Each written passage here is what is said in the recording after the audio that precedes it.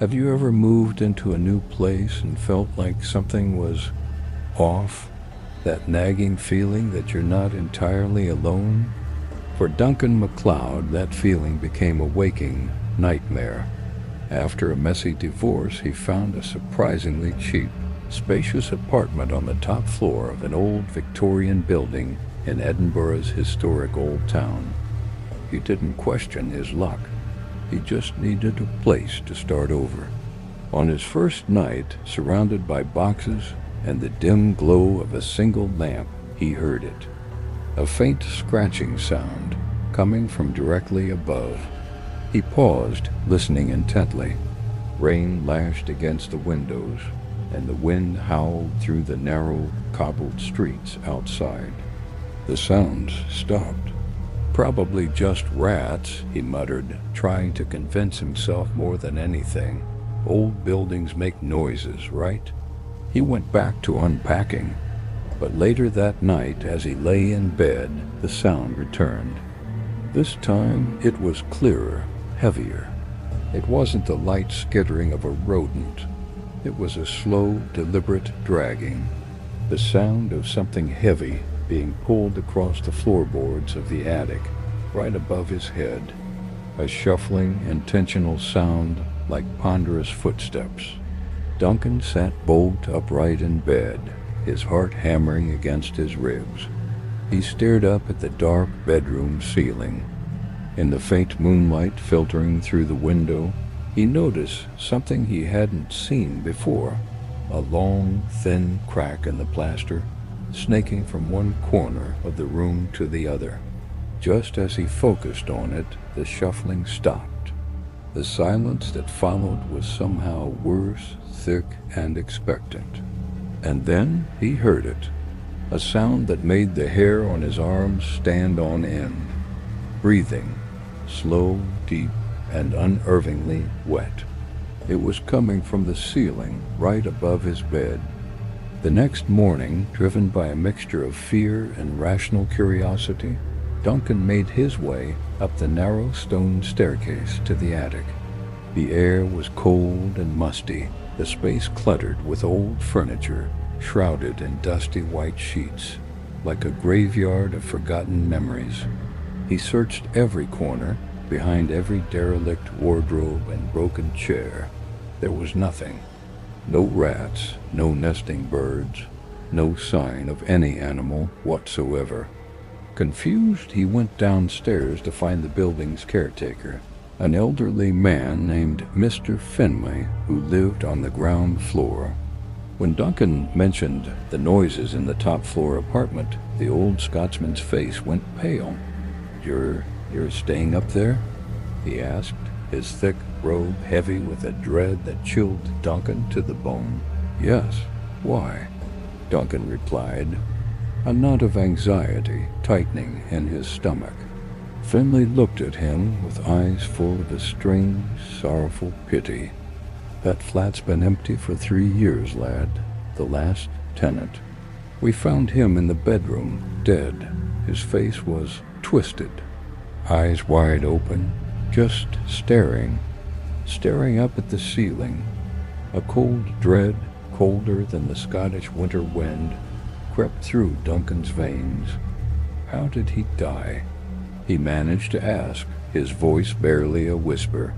"Nobody knows for sure," Finlay said, shaking his head slowly.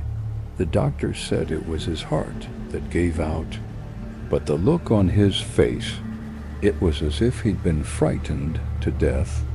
This building is old, son, built in 1780, and this city, Edinburgh, it's full of old things that are best left undisturbed." That night, sleep was not an option. Duncan was determined to face whatever was up there. He sat propped up in bed, eyes glued to the cracked plaster above him, a heavy flashlight clutched in his hand like a weapon. Outside, the wind screamed its mournful song, a soundtrack to the city's ancient secrets. The silence in the apartment was absolute until the clock struck midnight. Then the sounds began. but they were different from the night before. This wasn't shuffling. It was the sickening sound of bones cracking and popping, of joints moving with a labored, unnatural grind. And underneath it all, that same ragged, wet breathing, closer and more desperate than before. He watched, paralyzed, as the crack in the ceiling began to widen. A fine dust of old plaster rained down onto his face. Then small chunks began to fall, then larger pieces, thudding onto the floorboards. The sounds from above grew louder, more frantic. Something was pushing, clawing its way through. Something wanted out. Duncan was frozen in a state of pure terror. He could only stare as the gap in the ceiling grew into a gaping black hole.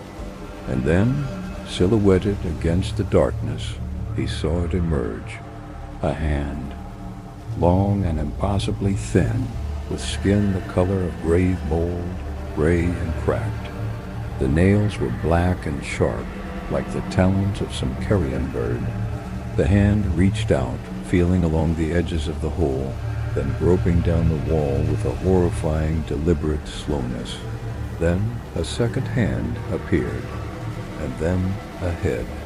The face that descended from the shadows was not human. It might have been once, but time and something else had warped it into a thing of nightmares.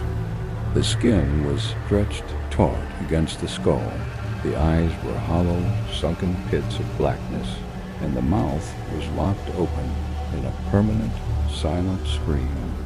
And those empty sockets were fixed directly on Duncan. The creature began to pull its grotesque body through the opening. It moved with jerky, disjointed motions, as if its limbs were relearning how to function. It slithered down the stone wall, its head twisted at an angle no human neck could endure, its vacant eyes never blinking, never leaving his. It opened its mouth, and from that screaming void a voice emerged. It wasn't one voice, but a chorus of whispers, the voices of all who had died in that room, all who had looked up and seen the unspeakable. The voices merged into one, speaking in an ancient, guttural Scottish dialect. "You're next." The next morning, Mr. Fenley noticed the door to the top-floor apartment was ajar. He called out Duncan's name, but only silence answered. He pushed the door open and stepped cautiously inside. The apartment was empty. Duncan MacLeod was gone. The only signs he had ever been, there were the rumpled sheets on the bed and his flashlight, lying on the floor, its beam still cutting a lonely path through the dusty air. Fenley looked up. The ceiling was perfect, smooth, white, and utterly seamless. The crack was gone, as if it had never existed, but as his gaze drifted down the wall, his blood ran cold. Scrawled in what looked chillingly like dried blood were 4 words. "Don't look at the ceiling," and beneath the warning there were handprints. The prints of long, slender hands, with fingers that were unnaturally, impossibly long. The apartment on the top floor was locked up once more, adding another layer to its dark history. But sometimes, late at night, the other residents of the old Victorian building still hear sounds from the empty flat. The faint scratching on the walls, the slow, heavy drag of footsteps. And sometimes, if the night is quiet enough, the sound of deep, wet, hungry breathing. So if you ever find yourself wandering the cobbled streets of Edinburgh's old town late at night, and you happen to look up at the dark windows of a certain building on the Royal Mile, you might just see a faint light flicker to life on the top floor. And if you're brave or foolish enough to stare for too long, you might see a shadow move behind the glass. Something waiting, something hungry, something that wants to come down from the ceiling again. A word of advice, If you're ever in Edinburgh, in an old room late at night, and you hear a scratching sound above your head, do not look up, ever. Thanks for joining me in the shadows. If you enjoyed this story, don't forget to hit that like button and subscribe for more tales from the dark. Stay safe and check your ceilings.